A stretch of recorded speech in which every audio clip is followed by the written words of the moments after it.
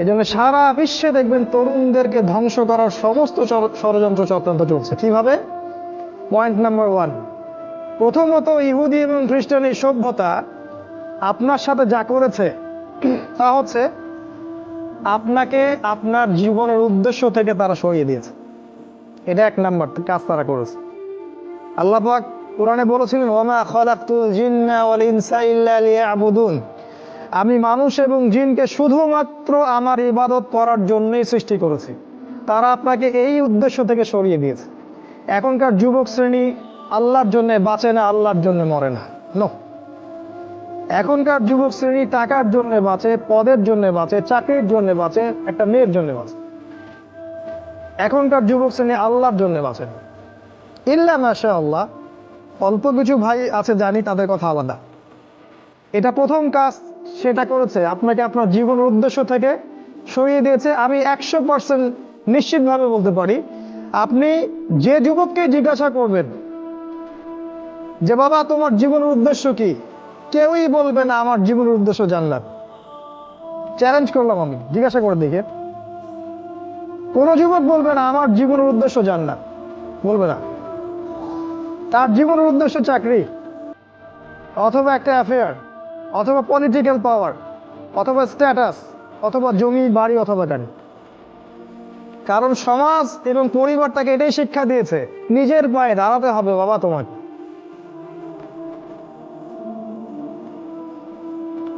তো প্রথম যে কাজটা তারা করেছে সেটা হলো তারা আপনাকে আপনার জীবনের উদ্দেশ্য থেকে সরিয়ে দিয়েছে।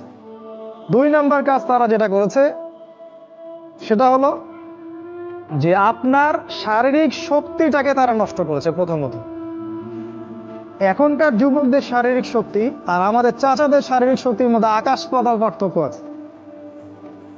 এখানকার কোনো চাচার সাথে লড়াই করার ক্ষমতা তোমাদের নাই। তোমরা 3 জন মিলে একজন চাচার সাথে পারবা না ইনশাআল্লাহ, আমি বিশ্বাস করি এটা। আমার একজন আত্মীয় যিনি একটা প্রশাসনিক পদে আছেন, হার্ট স্ট্রোক করেছিলেন, আমি দেখতে গিয়েছিলাম। তিনি একসময় বাংলাদেশের পক্ষে অস্ত্র ধরেছিলেন। যখন একটা সীমান্তে লড়াই হয়েছিল বাংলাদেশের সাথে, অন্য একটা নাফ নদীর ওখানে, তিনি বিডিআর ছিলেন, যেটাকে আমরা বিডিআর বলি। আমি যখন তাকে দেখতে গিয়েছি, আমি বলেছিলাম যে না না, আপনি তো দুর্বল হয়ে যাচ্ছে। তিনি আমাকে বলেছিলেন যে তুমি এখনো আমার সাথে পারবে না, তুমি এখনো আমার সাথে পারবে না। আগেকার মানুষদের যে শক্তি, ফিজিক্যাল স্ট্রেংথ, এটা তোমাদের মধ্যে নাই। তোমরা কি বুঝতে পারো? এটা ওরা করেছে। কিভাবে জানো? তোমাদের জীবনযাত্রার রুটিনটা তারা চেঞ্জ করে দিয়েছে। তোমরা এখন ঘুমাও 12টা, 1টা, 2টা, 3টায়, আর ওঠো ওই যে 10টা, 11টা, 12টায়। তোমরা আর রাসূলের সুন্নাহ অনুযায়ী চলো না। আমাদের চাচারা ঘুমাতেন 9টায়, ওই যে ভোর 4টায় উঠতেন, তাহাজ্জুদ পড়তেন, তারপরে নামাজ পড়তেন, মাঠে কাজ করতে যায়। তাদের যে ফিজিক্যাল স্ট্রেংথ, এটা তোমাদের মধ্যে নাই। যদি আবারও মুক্তিযুদ্ধ হয়, তোমরা কিছুই করতে পারো না দেশের জন্য। ওটা পেঁচার করে লাভ নাই যে সোনার প্রজন্ম তৈরি করতেছে, এগুলো বোগাস কথা বলে। বিশ্বাস না হয় একটা মাঠে 10 পাক রাউন্ড দেওয়ান না সবাইকে, একটা মাঠে নিয়ে যান, 10 পাক দৌড়াতে লাগা দেন, দেখেন কয়জন দৌড়াতে পারে। তোমাদের শারীরিক শক্তি ওরা নষ্ট করে দিয়েছে। এটা একটা, তোমাদের রুটিনটা ওরা চেঞ্জ করেছে। তোমাদের হাতে ধরিয়ে দিয়েছে smartphone, laptop, internet, facebooking, youtubing, সারা দিন সারা রাত ওই মোবাইলের পিছনেই বসে। আমি শহরের ছেলে তো, আমি তো আরো ভালো জানি আপনাদের চাইতে। রাস্তায় হাঁটি, মাথা উপরে তুলে হাঁটে না, মাথা নিচের দিকে তুলেই হাঁটে। কার সাথে ধাক্কা লাগছে, কার সাথে কি হচ্ছে টেরই পায়। শারীরিক শক্তি তোমাদের নষ্ট করেছে। আর আরেকটা কাজ তারা করেছে, আমরা যে খাবার খাই সেই প্রত্যেকটা খাবারের মধ্যে তারা এমন কিছু পয়জন ঢুকিয়ে দিয়েছে, যার মধ্য দিয়ে এমন জটিল জটিল রোগ ব্যাধির সৃষ্টি হচ্ছে, যেটা আগের 50-100 বছর আগে ছিল না। বিশ্বাস না হলে আপনি চেক করে দেখেন। এখন যত খাবার তোমরা খাও, বাইরের খাবার, ম্যানুফ্যাকচার্ড খাবার, এই প্রতিটা খাবার তোমাদের শরীরের জন্য ক্ষতিকর।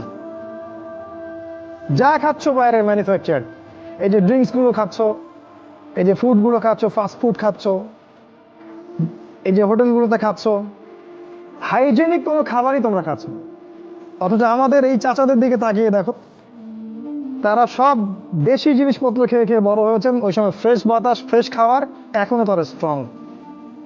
আর তোমার এই 30 বছর বয়সে, আমার এই 30-25 বছর বয়সে আমরা ওটা করতে পারছি না। এটা এমনি এমনি হয়নি, এটা ওদের চক্রান্ত ছিল, যাতে করে মুসলিম উম্মার তরুণ প্রজন্মকে তারা ধ্বংস করতে পারে। মুসলিম উম্মার তরুণ প্রজন্ম সেই জাজবা রাখে না। 1 নাম্বার তোমাদের জীবনের উদ্দেশ্য থেকে সরিয়েছে, 2 নাম্বার তোমাদের খাবারের অভ্যাস চেঞ্জ করেছে, 3 নাম্বার তোমাদের এই শারীরিক সক্ষমতা নষ্ট করেছে, 4 নাম্বার তোমাদের শিক্ষা ব্যবস্থাকে সে ধ্বংস করেছে। কথাটা ভালো করে শোনো, তোমাদের শিক্ষা ব্যবস্থাকে তারা ধ্বংস করেছে। কিভাবে? তুমি 25 বছর এই সেকুলার লাইনে পড়াশোনা করবা, 25টা সূরা তুমি শিখতে পারবা না, ইম্পসিবল। তুমি 25 বছর এদিকে পড়াশোনা করেছো, কিন্তু 25টা হাদিস তোমার জানা নাই, 25 জন সাহাবীর নাম তুমি বলতে পারবে না, তুমি রাসূলুল্লাহ সাল্লাল্লাহু আলাইহি ওয়াসাল্লামের জীবনী কখনো পড়ে দেখো নাই, ছুঁয়েও দেখো নাই, তার স্ত্রীদের নাম তোমার জানা নাই, 10 জন জান্নাতি সুসংবাদপ্রাপ্ত সাহাবীর নাম তোমার জানা নাই। কিন্তু তুমি এদিকে science, arts, commerce, physics, chemistry, biology, হাবি জাবি সব পড়ে শেষ করেছো, ইসলামের বেসিক নলেজ তুমি অর্জন করো নাই। এটা ওদের চক্রান্ত ছিল, শিক্ষা ব্যবস্থা দিয়ে তোমাদেরকে ইসলাম থেকে সরিয়ে দেয়া, এবং তারা সেখানে 100% সফল। এগুলো নিয়ে কথা বলার সময় যেহেতু আমাদের নাই, আমরা যেহেতু আমাদের ওই যে হাত বাঁধা, আমিন টামিন এইসব নিয়ে আমরা যে মারামারি কাটাকাটির মধ্যে আছি, এটাই হচ্ছে আমাদের বড় জিহাদ আমাদের, তাই না?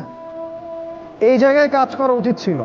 পক্ষান্তরে যারা মাদ্রাসায় পড়ছি আমরা, অত্যন্ত দুঃখজনক, অত্যন্ত দুঃখজনক যে মাদ্রাসায় পড়ার পরেও আমরা সাম্প্রদায়িক হয়ে যাচ্ছি। কেমন নিজের বুঝ, নিজের দল, নিজের মাযহাব, নিজের তরিকার বাইরে আমরা আর চিন্তা করতে পারছি না। ইসলাম যে একটা প্রশস্ত সাগর, এখানে যে কত কি আছে এটা আমাদের জানা হচ্ছে না। একই সাথে কোরআন সুন্নাহ হাতে থাকার পরেও আমরা বিশ্বকে চ্যালেঞ্জ করতে পারছি না।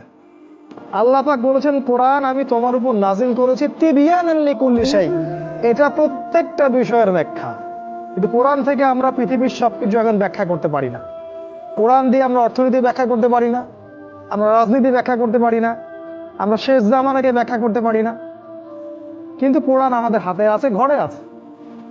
মাদ্রাসায় পড়ছি, কিন্তু মাদ্রাসায় পড়ে ইংরেজি জানছি না, আইসিটি জানছি না, বিশ্ব সম্পর্কে জানছি না, অর্থনীতি জানছি না, এমনকি ইসলামের ইতিহাসও জানছি না। তাহলে এখানেও কিছু সমস্যা থেকে গেছে। এটা দ্বিমুখী শিক্ষা ব্যবস্থা চলছে, এটার একমুখীকরণ প্রয়োজন ছিল, যেটা হয়নি বিগত 50, 60, 70 বছর। আর আগামী তো অল্প সময় বাকি আছে, এখন এটার জন্য আর চেষ্টা করেও কোনো লাভ হবে আমার মনে হয়, আমার মনে হয় না। আল্লাহু আ'লাম বিসওয়াব। এটা 4 নাম্বার কাজ তারা করেছে, এডুকেশন সিস্টেমকে দিয়ে তোমাদের ভিতরটাকে ধ্বংস করে।